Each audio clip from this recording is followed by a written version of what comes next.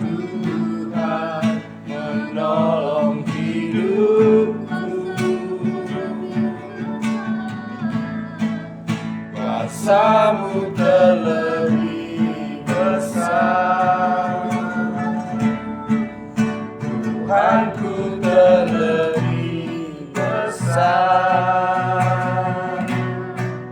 Tak pernah terlambat janji-Mu ya Tuhan, pulihkan hidupku.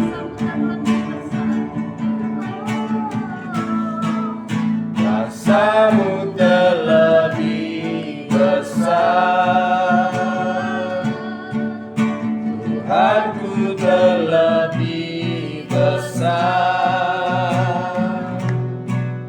Tak pernah terlambat janji-Mu ya Tuhan, tolong hidupku.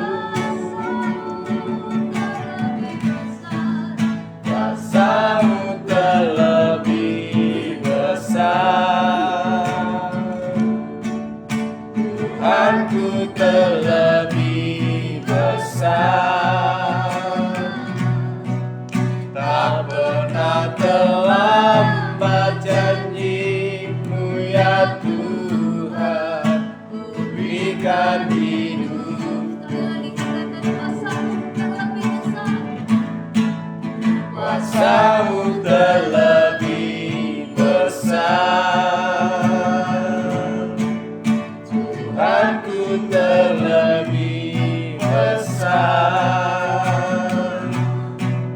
Tak pernah terlambat janji-Mu ya Tuhan, menolong hidupku. Kuasa-Mu terlebih besar, Tuhanku terlebih besar. Tak pernah terlambat janji-Mu ya Tuhan, pulihkan hidupku. Tak pernah terlambat janji-Mu ya Tuhan, pulihkan hidupku.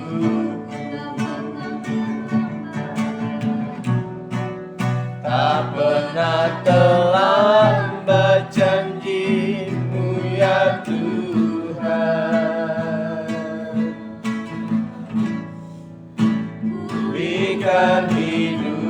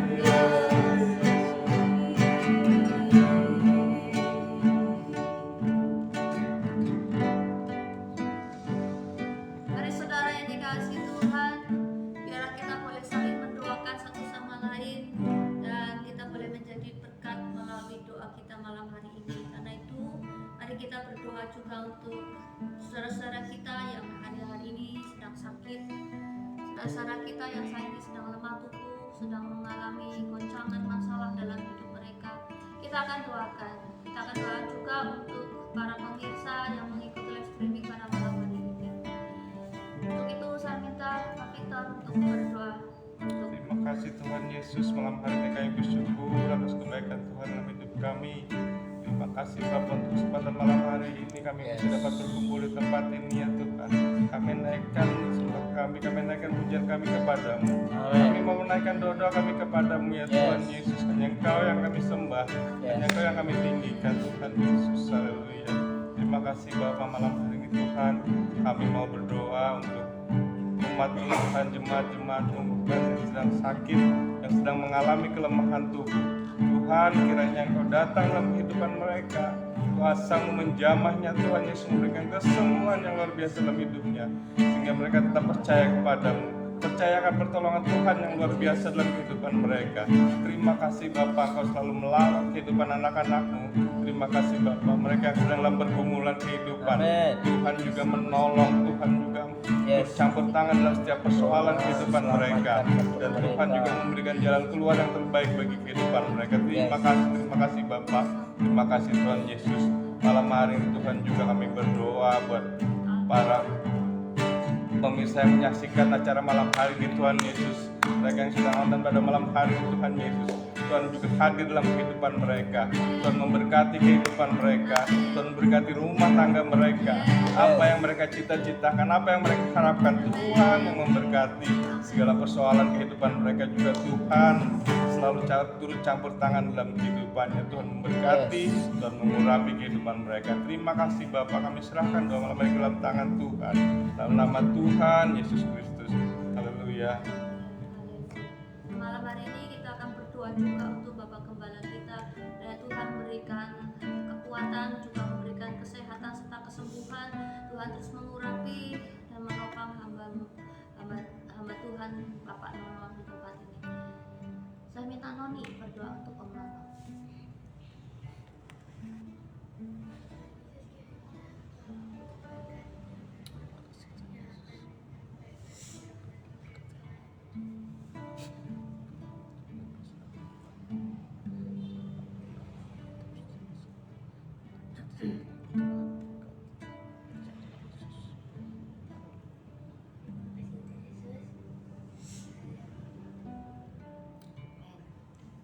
Dan sekarang kita akan berdoa juga untuk kota di mana kita boleh berada saat ini, Kota Purwokerto. Kita akan doakan kiranya berkat Tuhan juga atas kota ini.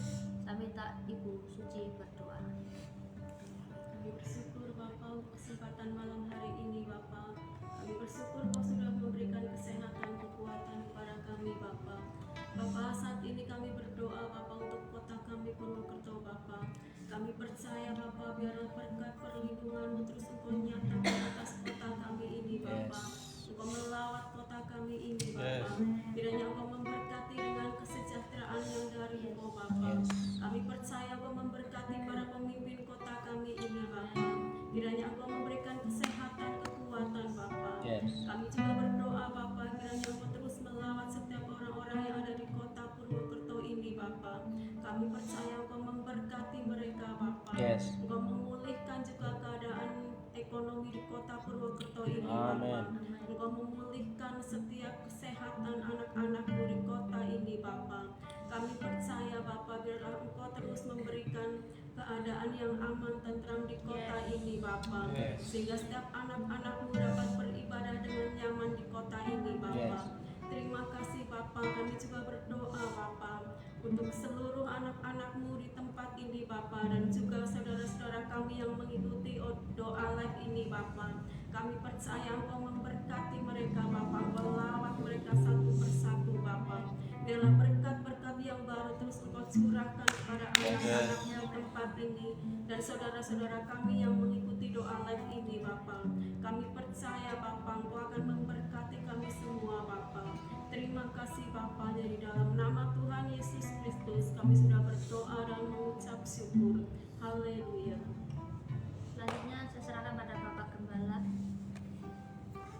Terima kasih Tuhan, malam hari ini kami sama-sama mencari hadirat-Mu, mencari petunjuk-Mu melalui kebenaran firman-Mu.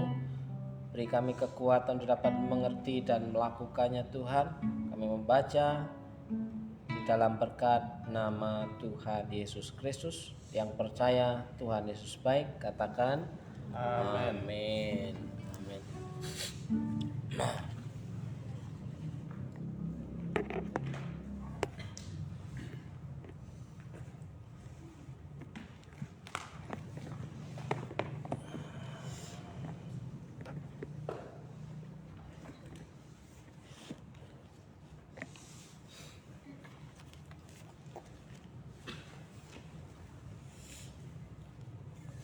Pinjam HP-mu.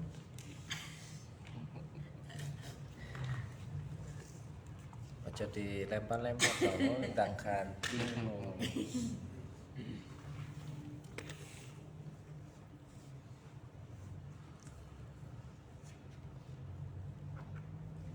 Yeremia pasal yang ke-29.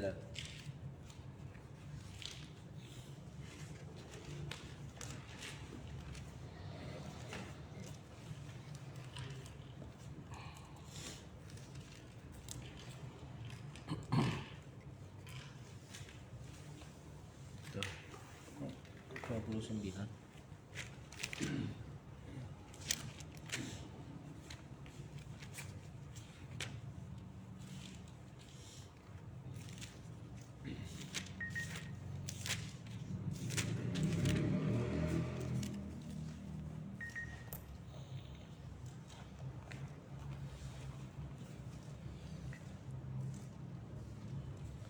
Yeremia pasal 29, surat kiriman kepada orang-orang buangan di Babel. Beginilah bunyi surat yang dikirim oleh Nabi Yeremia dari Yerusalem kepada tua-tua di antara orang buangan, kepada imam-imam, kepada nabi-nabi, dan kepada seluruh rakyat yang telah diangkut ke dalam pembuangan oleh Nebukadnezar dari Yerusalem ke Babel. Itu terjadi sesudah Raja Yekonya beserta Ibu Suri, pegawai-pegawai istana, pemuka-pemuka Yehuda dan Yerusalem, tukang dan pandai besi telah keluar dari Yerusalem. Surat itu dikirim dengan perantaraan Elasa bin Safan dan Gemaria bin Hilkia yang diutus oleh Sedekia Raja Yehuda ke Babel kepada Nebukadnezar Raja Babel. Bunyinya, beginilah firman Tuhan semesta alam, Allah Israel, kepada semua orang buangan yang diangkut ke dalam pembuangan dari Yerusalem ke Babel. Berikanlah rumah untuk kamu diami, buatlah kebun untuk kamu nikmati hasilnya. Ambillah istri untuk memperanakan anak laki-laki dan perempuan. Ambilkanlah istri bagi anakmu laki-laki dan ceraikanlah suami bagi anakmu perempuan, supaya mereka melahirkan anak laki-laki dan perempuan, agar di sana kamu bertambah banyak dan jangan berkurang. Usahakanlah kesejahteraan kota kemana aku membuangmu, dan berdoalah untuk kota itu kepada Tuhan, sebab kesejahteraannya adalah kesejahteraanmu. Sungguh beginilah firman Tuhan semesta alam, Allah Israel, mulailah kamu diperdaya oleh nabi-nabimu yang ada di antara kamu dan oleh para penandungmu. Jangan mendengarkan mimpi yang mereka mimpikan. Sebab mereka bernubuat palsu kepadamu demi namaku. Aku tidak mengutus mereka. Demikianlah firman Tuhan. Sungguh beginilah firman Tuhan. Apabila telah genap 70 tahun bagi Babel, barulah aku melawan kamu. Aku akan menepati janjiku yang indah kepadamu dengan mengembalikan kamu ke tempatmu. Sebab aku ini mengetahui rancangan-rancangan apa yang ada padaku mengenai kamu. Demikianlah firman Tuhan, yaitu rancangan damai sejahtera dan bukan rancangan kecelakaan, untuk memberikan kepadamu hari depan yang penuh harapan. Dan apabila kamu berseru dan datang untuk berdoa kepadaku, maka aku akan mendengarkan kamu. Ketika kamu mencari aku, kamu akan menemukan aku. Ketika kamu mencari aku dengan segenap hati, aku akan berkenan kamu temukan. Demikianlah firman Tuhan, dan aku akan memulihkan keadaanmu dan akan mengumpulkan kamu dari antara segala bangsa dan dari segala tempat kemana kamu telah kucerai-beraikan.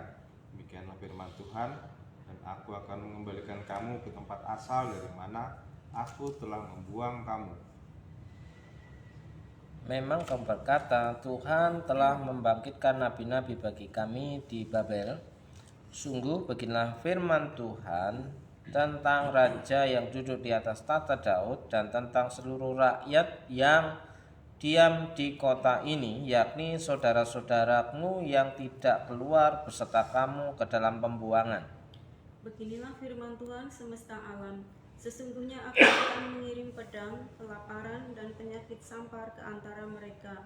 Dan aku akan membuat mereka seperti buah ara yang busuk dan demikian jeleknya, sehingga tidak dapat dimakan. Aku akan mengejar mereka dengan pedang, kelaparan, dan penyakit sampar.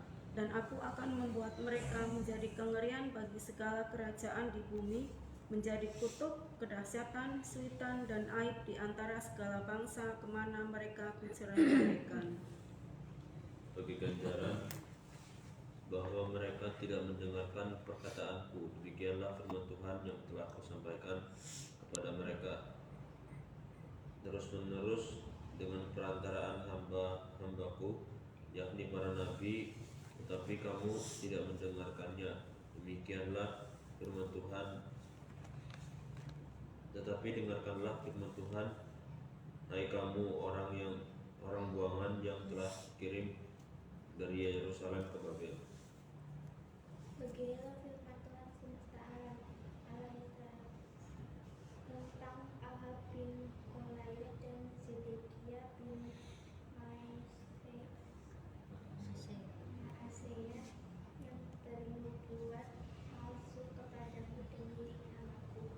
Sesungguhnya aku akan menyerahkan mereka ke dalam tangan Nebukadnezar raja Babel yang akan membunuh mereka di depan matamu sendiri.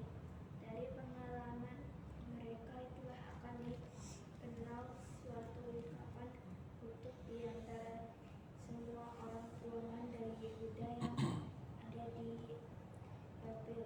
Demikian biarlah Tuhan memperlakukan kamu seperti Zedekia dan Ahab yang telah dipanggang oleh Raja Babel di dalam api. Oleh karena mereka telah melakukan kebebalahan di Israel, telah berzina dengan istri sesama mereka, dan telah mengucapkan perkataan dusta yang tidak kuperintahkan kepada mereka. Aku sendirilah yang mengetahui dan menyaksikannya. Demikianlah firman Tuhan. Kepada Semaya, orang Nehelam itu haruslah kau katakan, Beginilah firman Tuhan semesta alam, Allah Israel.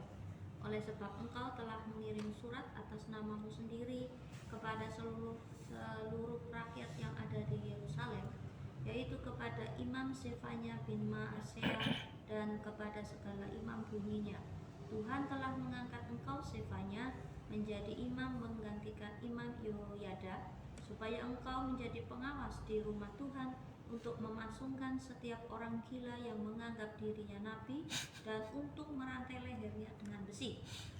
Tetapi sekarang, mengapakah kau tidak menegur Yeremia, orang Anatot itu, yang bertindak sebagai nabi di tengah-tengahmu?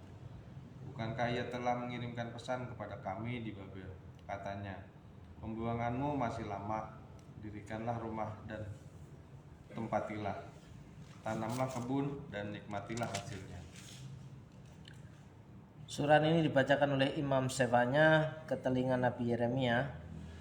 Maka datang firman Tuhan kepada Yeremia bunyinya, Kirimlah pesan kepada semua orang buangan itu, beginilah firman Tuhan tentang Semaya, orang Nehelam itu. Oleh karena Semaya telah bernubuat kepadamu, sekalipun aku tidak mengutusnya, dan ia telah membuat kamu percaya kepada dusta.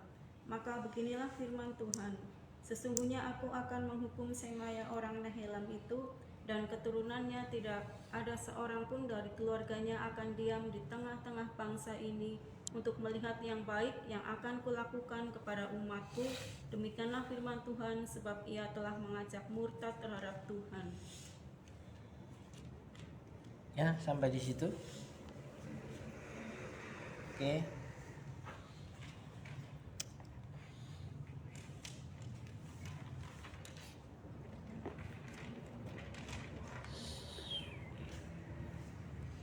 Malam hari ini kita baca kitab Yeremia pasal 29.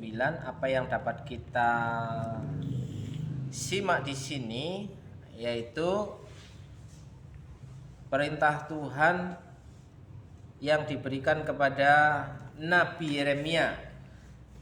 Ya, jadi nabi-nabi pada waktu itu banyak, bukan hanya satu. Ya, nabi punya murid, ya nabi memuridkan nabi. Jadi ada nabi-nabi yang tinggal di rumah Tuhan atau di tempat bait Allah di situ ya, di mana mereka memimpin. Ya, tapi kalau sudah sekumpulan nabi-nabi berkumpul, kebanyakan yang terjadi adalah bukan suara Tuhan lagi, ya kan? Jadi seringkali kita melihat dalam Alkitab kumpulan para nabi punya persekongkolan jahat untuk menubuatkan sesuatu yang baik kepada raja, ya kepada umat, padahal itu tidak diperintah oleh Tuhan. Ya makanya dimunculkan nabi baru sehingga untuk memberi peringatan kepada sekumpulan para nabi. Maka muncullah Nabi Yeremia, saudaraku yang dikasih Tuhan. Jadi di sini kita melihat sesuatu yang sering terjadi. Ada nabi yang bernubuat tapi tidak diperintah oleh Tuhan. Itu artinya nubuat yang diperintahkan, yang dikabarkan, yang diberitahukan, diinfokan itu tidak akan pernah terjadi. Jadi nubuat di sini itu atas perintah Tuhan. Ya. Salah satu contoh di sini adalah siapa namanya? Nabi Semaya. Nabi Semaya itu pemimpin para nabi pada waktu itu di kumpulan orang-orang Israel. Dan sementara Yeremia kirim surat, kirim kabar bahwa mereka akan dibuang dan dikuasai di bawah siapa? Raja Babil, Nebukadnezar. Ya. Tapi Nebukadnezar ini dipakai Tuhan ya untuk rancangan Tuhan selanjutnya.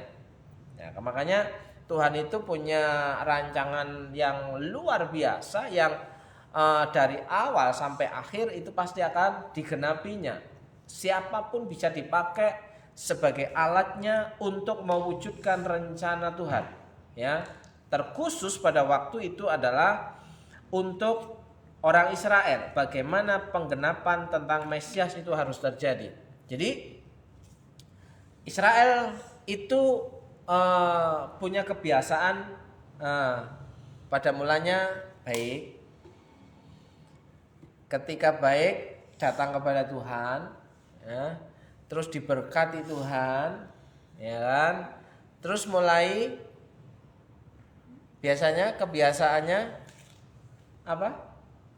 Setelah diberkati Tuhan, mereka lupa Tuhan, terus meninggalkan Tuhan, ya kan? Terus dihajar lagi sama Tuhan, ya kan? Mereka menjerit kepada Tuhan, ya. Terus diampuni lagi, baik lagi, ya.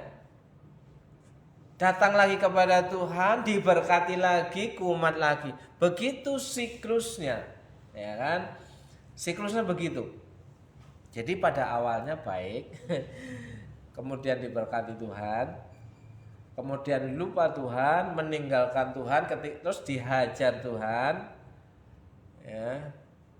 Ketika susah dia kembali lagi kepada Tuhan, diampuni oleh Tuhan, datang lagi kepada Tuhan, diberkati lagi oleh Tuhan, kumat lagi. Jadi kalau kita membaca Alkitab dari hari ke hari, sebenarnya siklusnya itu. Kenapa sih muncul nabi-nabi baru untuk memperingatkan orang Israel? Ya karena itu tadi, Israel itu orangnya, yaitu tadi punya siklus, pada mulanya baik, datang kepada Tuhan, diberkati Tuhan. Setelah diberkati, liar lagi, meninggalkan Tuhan lagi, dapat dihajar Tuhan lagi, diperingatkan oleh Tuhan lagi, ya, menjerit kepada Tuhan, bertobat lagi, datang lagi kepada Tuhan. Ya siklusnya seperti itu. Nah, di sini kita bisa melihat supaya apa? Kalau siklusnya ini berhenti, maka tamatlah riwayat generasi Israel. Nah, padahal Tuhan sudah mengikat janji bahwa Sang Mesias itu akan datang dari anak-anak Israel. Jadi suku Yehuda. Nah, bagaimana Tuhan menggenapi rancangannya ini? Ya begitu. Selalu diingatkan terus-menerus melalui nabi, para nabi yang diutus Tuhan. Jadi sebenarnya Tuhan yang penuh kasih, Tuhan yang maha kasih itu selalu terus-menerus mengingatkan orang-orang yang dipilihnya untuk melakukan yang benar. Ya kan? Tapi ingat Nabi Yeremia ketika terus-menerus mengingatkan mereka, bahkan Nabi Yeremia dipukulin. Ya, mengingatkan orang yang salah, mengingatkan orang yang berdosa, yang jahat, malah yang mengingatkan ini ditangkap, dipukulin, dibelenggu, dihajar. Jadi memang nggak enak tugas mengingatkan itu, Pak. Ya, kalau kita mengingat seseorang yang salah supaya jadi benar, resikonya besar. Ya. Tapi siapa yang punya beban, ya, panggilan Tuhan ini? Kalau misalnya kelompok mayoritas, kalau kita di antara banyakan satu gereja tidak ada yang memberikan peringatan bahwa itu salah, apa yang terjadi dengan kumpulan orang banyak itu, Pak? Ya, terlena dengan keadaan yang salah. Bajunya orang percaya, isinya nah itu dah. Bahaya itu. Ya, kumpulan orang percaya yang disebut hari ini dengan orang Kristen, ya, itu bajunya, KTP-nya. Tapi ya, mereka tidak tahu membedakan antara tangan kanan dan tangan kiri. Tahu nggak membedakan tangan kanan dan tangan kiri itu artinya apa, Man? Nah, tahu mana yang benar dan mau tahu yang salah. Oke, kita kembali ke pasal 29. Jadi bangsa Israel dibuang ke Babel di bawah kekuasaan Raja Nebukadnezar. Ya. Terus di situ perintah Tuhan apa? Ayat yang ke-7, ketika orang Israel dibuang ke Babel, ya, orang Israel melalui Nabi Yeremia diperingatkan untuk, ayat yang ke-7, usahakanlah kesejahteraan kota kemana aku buang. Nah, kenapa sih orang Israel itu seringkali dibuang? Enggak dibuang ke Mesir, enggak dibuang ke mana lah. Sekarang kita tiba dibuang ke Babel. Ya kan? Dan berdoalah untuk kota itu kepada Tuhan, sebab kesejahteraannya adalah kesejahteraanmu. Ini yang sering dipakai untuk mendoakan kota. Ya kan? Nah, renungan kita hari ini banyak orang yang suka berdoa tapi malas bekerja. Dan ada juga yang rajin bekerja tapi malas berdoa. Nah, sementara di pasal 29 ayat yang ke-7 ini apakah hanya berbicara tentang doa? Sehingga ayat ini dipakai sebagai dasar untuk mendoakan kota. Apakah dengan berdoa saja kota itu menjadi sejahtera dan makmur? Ya. Nah, kita lihat versi terjemahan yang lain ya. Di sini bahasa Indonesia masa kini. Bekerjalah untuk kesejahteraan kota-kota tempat kamu kubuang. Berdoalah kepadaku untuk kepentingan kota-kota itu. Sebab kalau kota-kota itu makmur, kamu pun akan makmur. Jadi dalam ayat 7 ini ada dua prinsip. Bukan hanya menekankan doa, tapi bekerja dan berdoa. Nah, kalau berdoa tiap hari keliling kota kan tidak bekerja. Ya.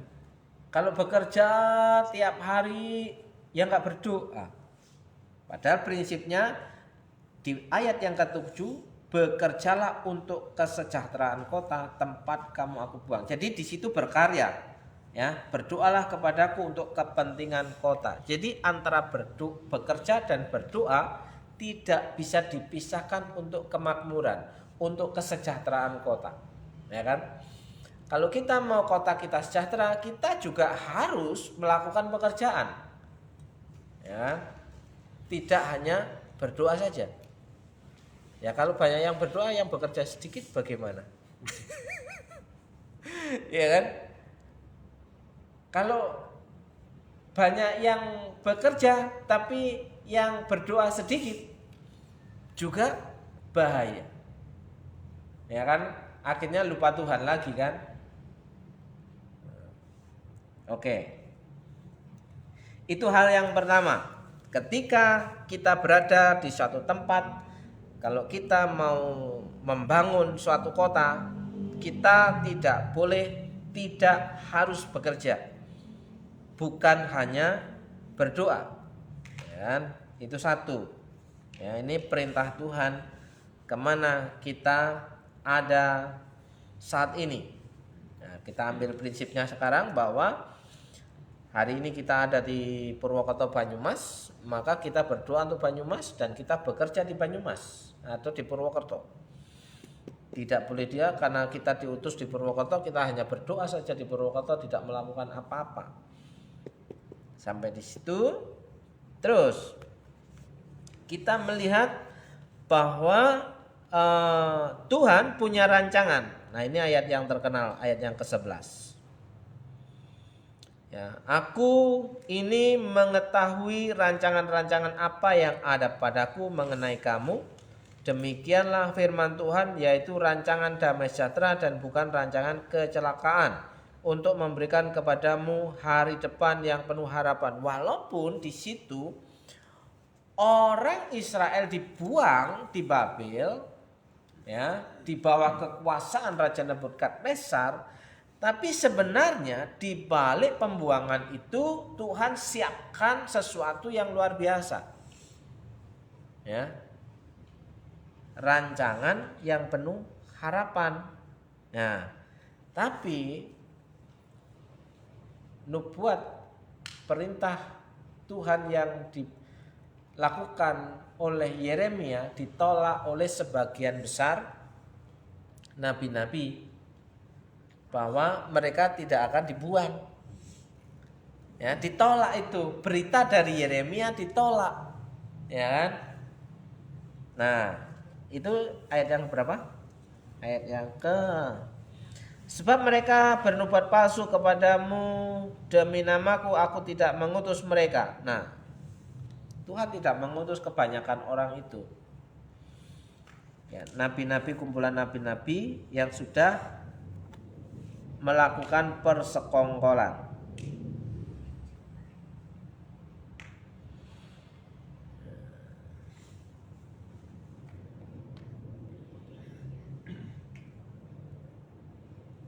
Oke.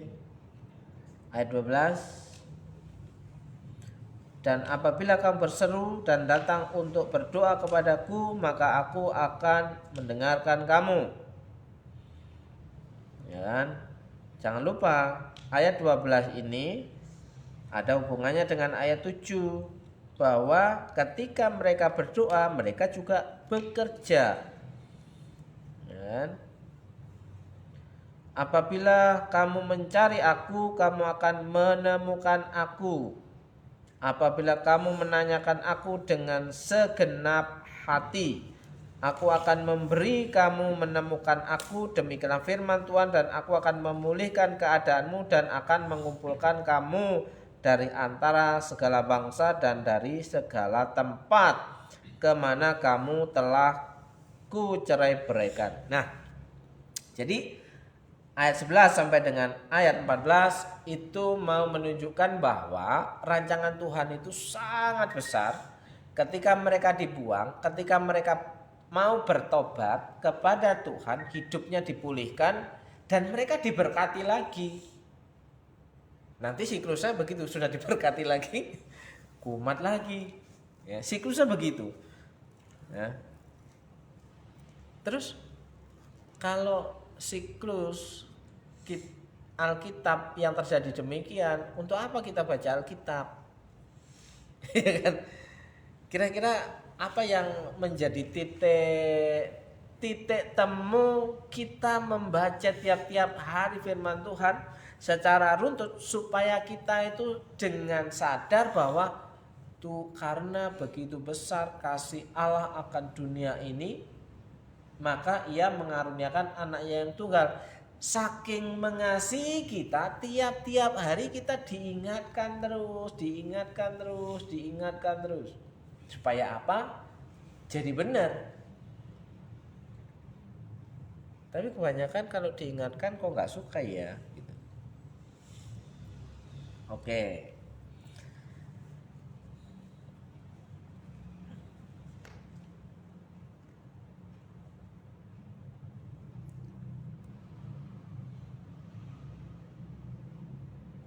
Dosa apa yang dilakukan oleh orang-orang Israel pada waktu itu dan di antara kumpulan para nabi?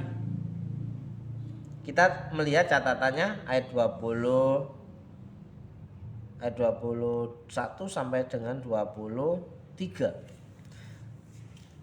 Ya, beginilah firman Tuhan semesta alam tentang Ahab bin Kolaya dan tentang Sedekia bin Masea, orang-orang yang bernubuat palsu kepadamu demi namaku. Ya, nubuat palsu dilakukan oleh para nabi, kumpulan-kumpulan nabi-nabi. Sesungguhnya aku akan menyerahkan mereka ke dalam tangan Nebukadnezar Raja Babel yang akan memarang mereka mati di depan matamu, sehingga dari keadaan mereka akan dijadikan suatu kutuk oleh semua orang yang dari golongan dari Yehuda yang ada di Babel. Demikian biarlah Tuhan memperlakukan kamu seperti Sedekia dan Ahab yang telah dipanggang oleh raja negeri Babel di dalam api, oleh karena mereka telah melakukan kebebalan di Israel, telah berzinah dengan istri sesama mereka, dan telah mengucapkan demi namaku perkataan dusta yang tidak kupesankan. Jadi nubuat palsu itu perkataan dosa yang tidak kupesankan, yang tidak diperintahkan oleh Tuhan. Sementara mereka melakukan kejahatan. Ya, banyak kali percabulan ya di antara mereka. Itu di antara kumpulan para nabi. Dan para nabi tidak mengingatkannya.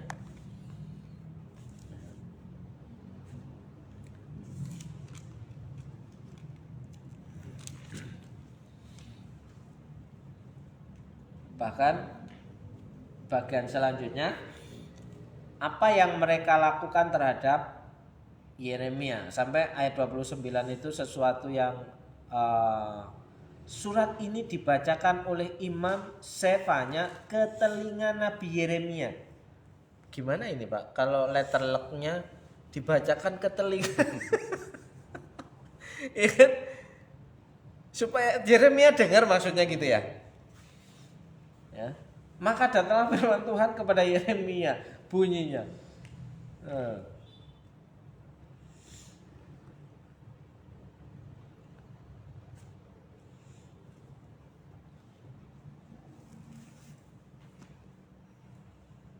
Siapanya? Terus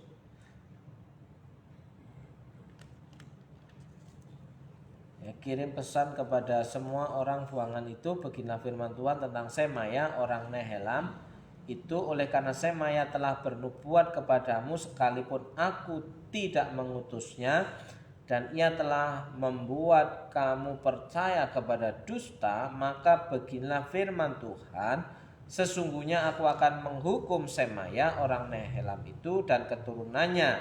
Jadi ingat di sini ada buntutnya. Ketika kita melakukan dosa di hadapan Tuhan, maka berbuntut panjang sampai ke anak cucu. Ya, di sini dikatakan ya,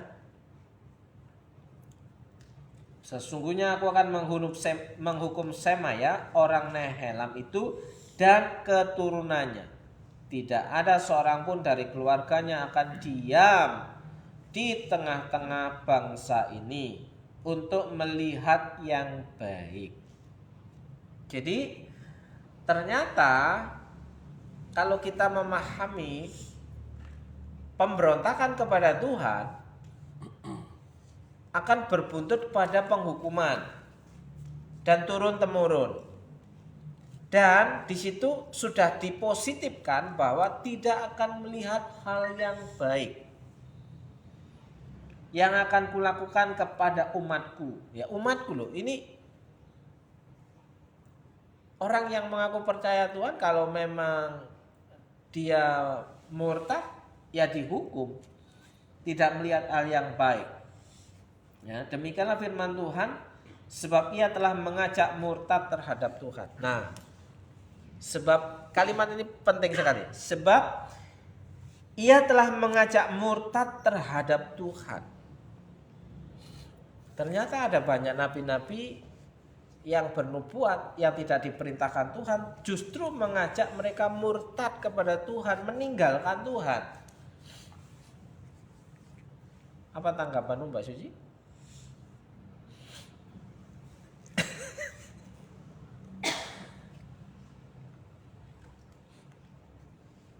Apakah masih perlu ditafsir-tafsir lagi? Ini udah nggak perlu ditafsir. Orang yang mengajak orang lain menghujat Tuhan, orang yang mengajak orang lain tidak mempercayai firman Tuhan, ia tidak akan melihat hal-hal yang baik. Nah, kan? Kenapa? Hari-harinya akan terus ya kan? Hatinya, pikirannya akan tumbuh akar pahit, hatinya, pikirannya akan tumbuh kekecewaan, hatinya, pikirannya akan terus mengeluh, menggerutu, tidak puas, ya kan? Kenapa tidak seperti yang saya harapkan? Kan? Apakah itu bisa melihat yang baik? Kalau bisa melihat yang baik, bersyukur, ya, merenges, puji Tuhan, menyanyi. Ya, bukan apa kalau manteng apa itu? Ini kok apa jenggureng? Nyureng. Ya, nyureng kan. Selalu bawaannya curiga, negative thinking, ya kan? Nah, di sini apakah kita mau mengikuti perilaku daripada kebanyakan orang, kebanyakan tadi kumpulan para nabi, ya. Di sini cuma Yeremia, ya. Kumpulan para nabi punya persekongkolan jahat, membawa umat Tuhan murtad. Ya. Sementara di sini satu orang Yeremia yang dibangkitkan oleh Tuhan menjadi juru bicara untuk mengingatkan para nabi, orang nabi-nabi yang banyak ini, supaya mereka bertobat. Ya, resikonya besar, tapi jelas ada perlindungan Tuhan di sini. Bisa melihat hal yang baik, dilindungi Tuhan. Sementara di sini mendapatkan punishment, hukuman sampai pada keturunannya, dan di situ dikatakan ya jelas mati. Padahal memang rancangan Tuhan, aku tahu mengenai kamu bahwa kamu akan memiliki masa depan yang penuh dengan harapan, tapi mereka tidak percaya. Jadi konsep kumpulan para nabi ini, kalau mengikut Tuhan tidak ada masalah, ya kan? Pokoknya diampuni semuanya, ya. Gak akan terjadi seperti yang diomong sama Yeremia itu, gitu kan? Gak akan terjadi. Tenang, ya, tenang, slow, slow, gitu kan? Sementara Yeremia menubat kamu akan dibuang ke Babel. Oh enggak, yang kumpulan orang banyak ini menentangnya.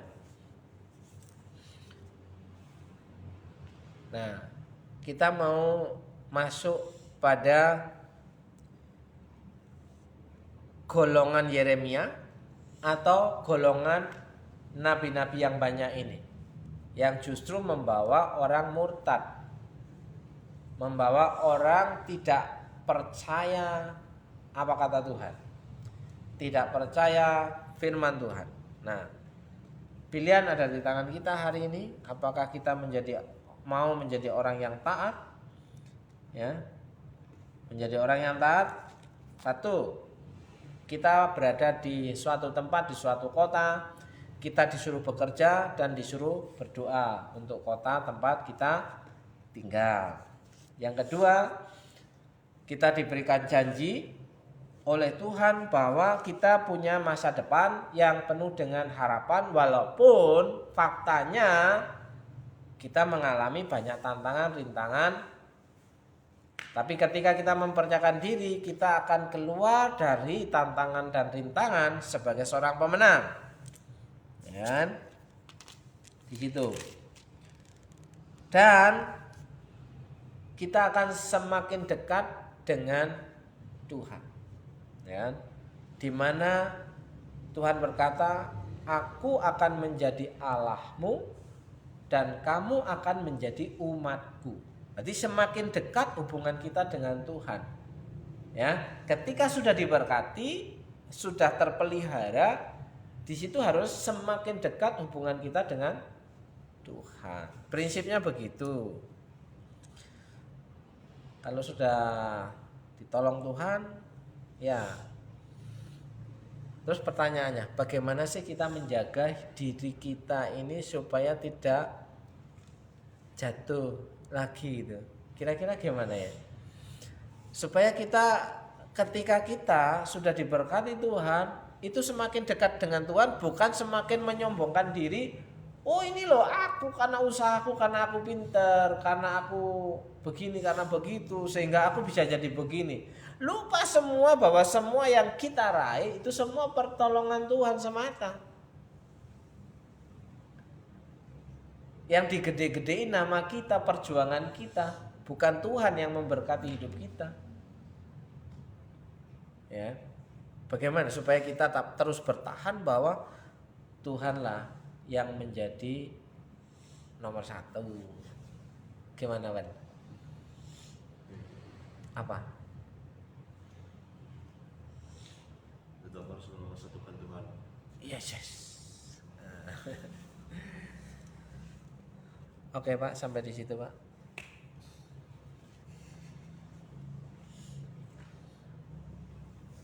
Noni?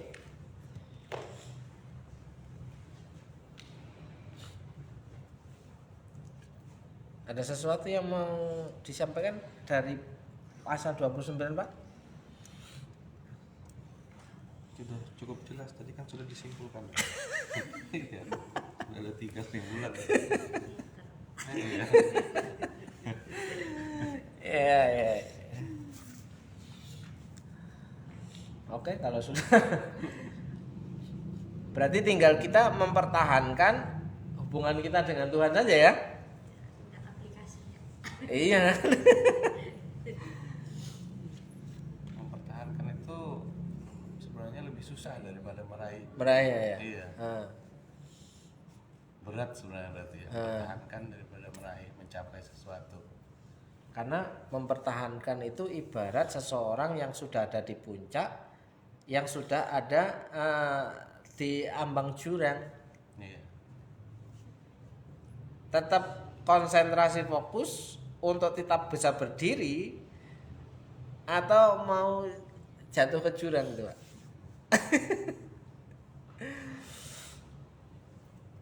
Mempertahankan lebih susah, Pak ya. Ya, konsisten. Wah, konsisten untuk tetap punya hubungan yang baik dengan Tuhan. Oke, mari kita sama-sama berdoa punya hubungan yang dekat dengan Tuhan.